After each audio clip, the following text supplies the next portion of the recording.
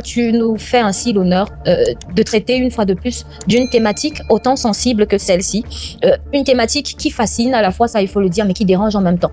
Avec les anciens, on a très souvent appris que le commerce ne demande pas qu'intelligence et sagesse pour pouvoir réussir là-dedans. Mais j'ai envie de te poser la question tout de suite, celle de savoir quel est le secret de la réussite dans le commerce.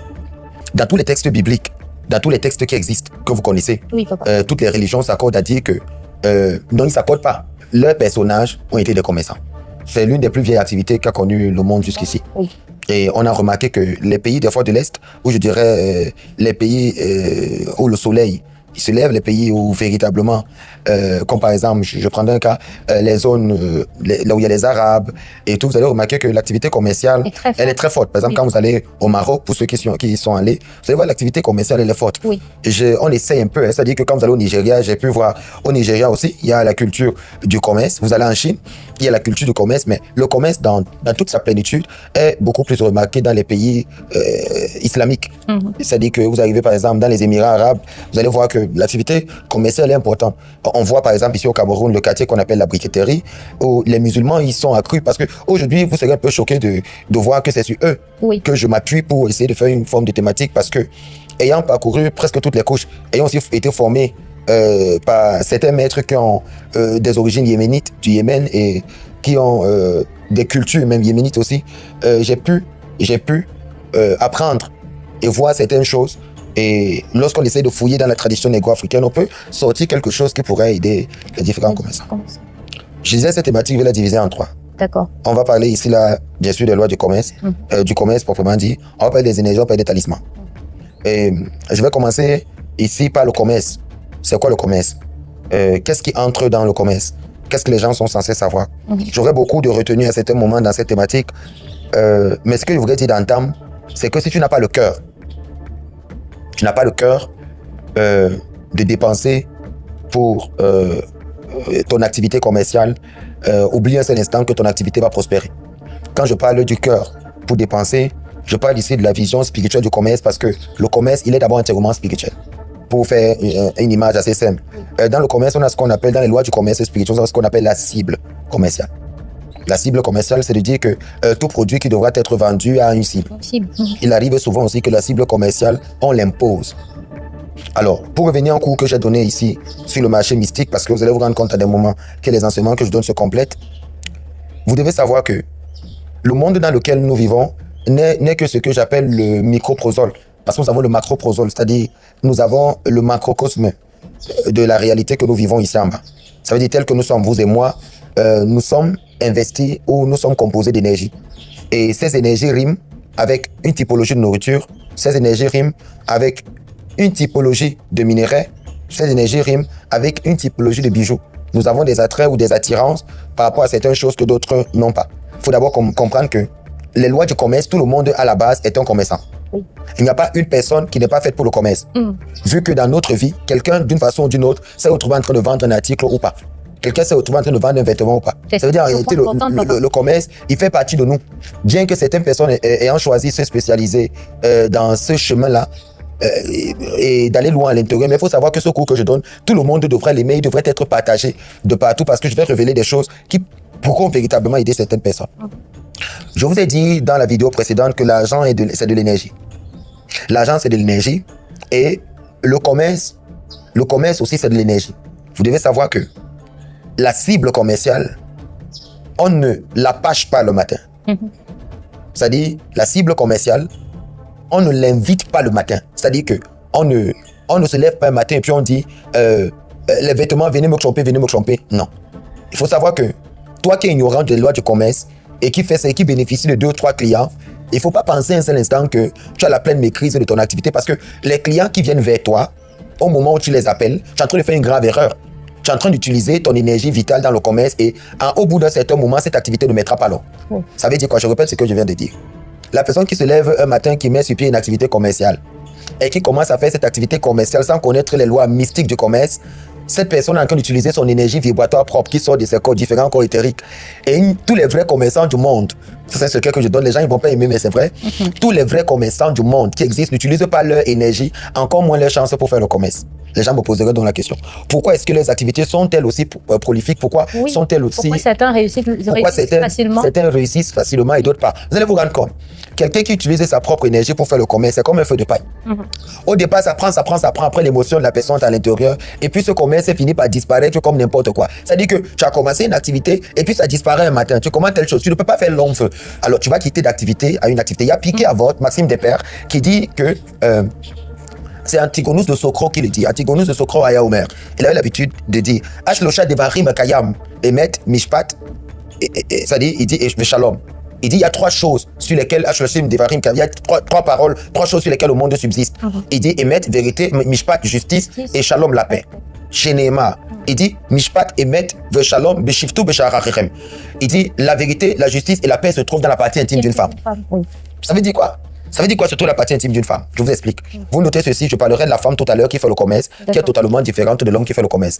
Mais restons d'abord sur la loi du commerce. Toute personne, première loi, toute personne qui fait le commerce, qui se lève un matin, fait le commerce, sans toutefois savoir si il devra faire le commerce de ce qu'il fait, d'où prendra-t-il les forces pour le commerce? Parce que toutes les commerçantes ou tous les commerçants qui se lèvent le matin disent ceci, que mes ancêtres m'envoient les clients, que mes ceci, mais de quoi tu parles? Est-ce que tu sais que chaque client qui va venir acheter ton article, là, c'est pas l'article que tu vends seulement. Tu vends l'article et l'énergie. Je vous explique un peu. Vous voyez ce portable que je tiens. Si je vends les téléphones, je vends le téléphone. Mais je ne vends pas que le téléphone. Je vends mon énergie parce que toute chose que je touche a déjà mon empreinte. Ce qui signifie que celui qui achète le téléphone chez toi va se rendre compte que le même téléphone qu'il a acheté, il va mettre l'un entre les mains de l'autre, alors que le même téléphone qu'il a acheté chez quelqu'un d'autre aura par exemple des problèmes. On appelle ça l'avenir du produit qu'on achète dans la mystique. C'est-à-dire, il y a des gens qui te vendent un produit, le même produit, l'autre l'achète, pour l'autre se gâte, mais pour toi, c'est pas que le produit avait un dysfonctionnement. C'est qu'au-delà du produit, il y a ce qu'on appelle la valeur énergétique qui accompagne le produit. Et la valeur énergétique, c'est le patronyme, ou tout au moins, c'est l'énergie de celui qui vend l'article, qui est empreinte sur l'article. Maintenant, regardez, je vais aller pour que vous voyez que ça sera un peu long. Alors, on ne doit donc pas faire le commerce avec ses propres énergies, de peur de vieillir brutalement, de finir sa vie brutalement. Si vous connaissez un grand commerçant dans le monde, qui a eu le courage un jour de vous dire que son commerce fonctionne grâce à Dieu, il faut bien comprendre ce que je dis, qui vous a dit, il est un grand commerçant très puissant et qui se lève un matin et vous dit, ah moi c'est ma chance, j'ai la chance dans le commerce, c'est pour ça que je vends. Dites à ce commerçant qu'il ment. Merci papa. Il n'existe pas, nous sommes les mystiques, il n'existe pas quelqu'un qui fasse le commerce, qui devrait être prospère, qui doit aller loin dans le commerce sans qu'il n'ait ces deux choses. Un guide ascensionnel, un maître mystique. C'est un maître mystique qui l'accompagne. Parce qu'il faut le savoir, ça dit deux choses. Soit ce commerçant doit avoir un maître mystique qui l'accompagne, soit ce commerçant a une alliance avec les esprits. Soit il partise avec les esprits lui-même, que je vous expliquer comment c'est deux lois. Il faut bien comprendre. Quelqu'un qui est un puissant homme d'affaires dans les affaires, soit il a la première loi, un maître spirituel qui est caché dans l'ombre, qui cohabite avec les esprits, qui traite avec les esprits pour pouvoir l'aider, soit lui-même est en contact avec les esprits, parce que tu ne peux pas aller dans les lois du commerce sans toutefois être attaché à l'esprit des autres. D'accord. Ça dit quoi? La loi du commerce, être puissant dans le commerce, c'est pouvoir connaître ce que j'appelle les 8 registres du monde des eaux, ou les 8 mondes du monde des eaux. Le monde des eaux a 8 royaumes. Je vous ai déjà dit ça plusieurs fois. 7 royaumes sont visibles pour les initiés. Le 8e royaume apparaît après 13 ans. Je vous l'ai déjà dit. Donc, il faudrait que cette personne connaisse les lois mystiques de l'eau. Parce que dans les différents élémentaux, comme l'eau, les orishas, comme ils existent, il y a ce qu'on appelle certaines lois. Alors, j'ai souvent l'habitude de dire aux gens, même lorsque tu décides d'acheter savon de chance, toutes ces histoires que tu achètes, moi, ça me fait rire. On va arriver tout à l'heure, on va en parler. Mais je peux te rassurer que toutes ces histoires, les savons de chance que tu prends et que tu appliques sur ton corps, fais très, très attention. Fais très attention parce que tu ne sais pas ce que tu fais. Ces choses que tu prends sur toi ont pour fonction simple de rassembler brutalement toute ta chance en un bloc et te la donner. Ça veut dire quoi? Savon de chance, parfum de chance. Si j'utilise un savon de chance et que ma vie est de 30 ans, et que je dois manifester, non, ma vie est de 10 ans, c'est un exemple, et que dans chaque dispensation d'une année, je dois manifester 10% de chance. Sur 10 ans, ça fait 100% de chance. Si à la première année, je décide d'utiliser un savon de chance, le savon de chance apporte 90% des chances sur 10 ans et me les donne à la première année. Ce qui voudrait dire que les 9 années qui restent, je ne peux manifester la chance une seule fois. Donc, tout le reste des années, il n'y aura plus. C'est pour ça que plein de gars aujourd'hui qui ont utilisé, c'est ce que les maîtres spirituels ne vous diront pas. Ils ne peuvent pas vous dire. Personne, tous ceux qui vendent les savons de chance, tous ceux qui utilisent ces histoires, ils ne peuvent pas vous dire. C'est pour ça qu'eux, ils ont un problème, que nous, on enseigne ces choses. Parce qu'au bout du temps, tu n'as plus de chance. Qu'une prostituée aille faire des rituels pour pouvoir avoir les clients. C'est ton corps qu'on utilise. Ces choses, la paye cash. Qu'une commerçante aille faire un rituel pour que les clients viennent dans son activité de héros, de coquel est en train de vendre. Tout ça, c'est nous les maîtres mystiques. Nous savons comment toi, tu crois que tu es intelligent, tu n'es pas intelligent. C'est nous. Quel maître mystique va te donner le secret de la réussite? Dis-moi, c'est qui? C'est qui? Quel maître mystique va te donner le secret à 100% de la réussite sans que tu ne sois attaché à lui? Donc lui te donne la descendance de sa famille. Donc c'est tellement trop bien que lui t'aime tellement qu'il te donne. Hein? Sans contrepartie. Elle dit que lui, comme ça, tu es venu le rencontrer, tu as payé combien? Tu as payé quoi? Tu as fait quoi? Tu as fait quoi? Au choulet Waba, qu'est-ce que tu as fait? Tu as fait quelle forme de choulet? Ça, les hommes, ils savent c'est de quoi je parle, ils sont remplis. Ils savent que du choulet. Ils comprennent que non, en code, en système, le maître connaît. Non, quand il vient dire que du choulet, ils comprennent directement que non, le maître sait de quoi il parle. Et quand nous, là, on comprend, hein? Ils savent que non, quand le maître parle de choulet et qu'il parle de tous ces rituels qu'ils vont faire là, ils savent un peu que non, le maître connaît. Ces choses que tu prends là, tu as un temps. Je crois que l'énergie de ça vient d'où? Ces choses ont seulement pour rôle de te ramener brutalement ta chance d'un coup. Et les choses commencent à aller vite. Fais de pareil. Et tout s'éteint. Et puis après, et quand ça finit, parce que chaque fois, il faut utiliser savon. Celui qui utilise constamment savon de chance, à un moment, ça ne marche plus. À un moment, ça ne marche plus. Ils sont en train de me regarder. Il y a des gens qui viennent à mon eBay. C'est ça, je suis toujours énervé même quand quelqu'un m'écrit. Il n'y a pas un savon là-bas, il n'y a pas un parfum là-bas. Je te bloque directement. Parce que ça ne sert à rien de critiquer avec des gens qui ne veulent pas apprendre. Oui. Vous vous faites tromper partout. Vous pensez que quelqu'un va se lever un matin, il a laissé toute sa famille, et lui vient te donner les secrets. C'est-à-dire quand tu vois d'abord là où lui-même le mystique il vit. Toi, tu comprends pas pourquoi lui, il a les secrets de la prospérité. Il a les secrets de la richesse. Pourquoi lui-même il est comme ça? Il a laissé ses cousins, ses oncles, ses frères. Il te dit qu'il t'aime. Il s'est même laissé lui-même. Il s'est laissé lui-même. Et il te donne le secret. Plein de jeunes là dehors vont mourir de façon brutale. Oh. Vous les voyez sur les réseaux sociaux en train de se vanter. Tu as qu'à ouvrir une nouvelle boutique. Je suis en train de faire ceci, je suis en train de faire. Nous là, quand on les regarde comme ça, on sait ce qu'ils ont donné. Oh. On sait ce qu'ils ont fait. Et nous, on sait le nombre de temps qu'il faut pour qu'un rituel que quelqu'un a fait, que le rituel commence à demander. Donc quand on les voit s'agiter devant leurs autres frères, comment ils n'ont rien fait, nous on sait. Vous les attendez seulement à la consultation là. On sait, non, même quand on les regarde, on sait que telle personne utilise tel truc. Maintenant, je vais vous donner la mauvaise façon, je vous donne la bonne façon pour qu'on puisse vous en sortir dans vos lois du commerce. Les gens ne comprennent rien dans leur commerce. Je vous ai dit tout à l'heure, il ne faut pas utiliser ton énergie. Ne fais pas cette erreur. Oui. Parce que ton énergie là, tu n'es pas venu sur cette terre pour souffrir. Tu es venu sur cette terre pour vivre ta vie. Ne demande pas tout aujourd'hui. Accepte que la vie est avec toi doucement. Alors, si donc maintenant, moi, j'utilise un parfum, peut-être un savon de chance, comme les parfums que les musulmans vendent partout, les parfums d'attirance. Mais attends, l'homme est énergie, l'homme est un magnétisme. Vous savez pourquoi les gens aiment l'émission Au cœur du secret? Ils disent toujours, le maître explique les choses dans les détails. Ça ne sert à rien de coder, il faut dire les choses clairement, que tout le monde comprenne. Tu mets sur toi un parfum d'attirance.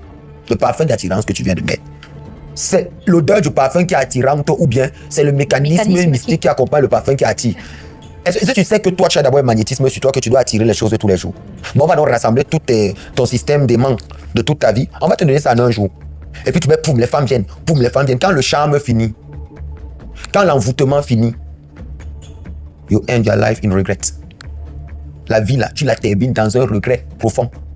Parce que même la laide femme du village qui pouvait te regarder ne te regarde plus. Même, c'est-à-dire, tu passes quelque part. Il y a des gens aujourd'hui qui disent, moi, aucune femme ne me regarde, mais dis la vérité aux gens. Si aucune femme ne te regarde, mais dis les talismans, dis les choses que tu as utilisées à un moment. Non, dis la vérité. Ne dis pas seulement que les femmes ne me regardent pas, les hommes ne me regardent pas. Dis la vérité à un moment, j'ai utilisé tel produit, comme ça, j'ai utilisé telle chose, et nous, on te dira que c'est ça qui t'a bousillé. Il faut dire la vérité. C'est la première chose. Qu'est-ce que tu as pris pour attirer? Qu'est-ce que tu as pris pour avoir de l'attraction? Qu'est-ce que tu as mis sur toi? Qu'est-ce que tu as fait? Alors, je ne vais pas utiliser mon énergie propre. Donc, les choses comme les savons de chance et tout le reste, posez toujours la question. Le savon, c'est que les mains d'un homme ont fabriqué. Qu'est-ce qui entre dans un savon de chance? Il y a le caméléon qui entre. C'est quoi ça? Le caméléon qui entre dans le sang de caméléon, vous ne savez pas ce que vous êtes en train de faire. Regardez le caméléon. Toute chose que le caméléon, tout ça prend la couleur de la chose, non? Oui, papa. Est-ce que tu peux porter tous tes vêtements en un jour? Non.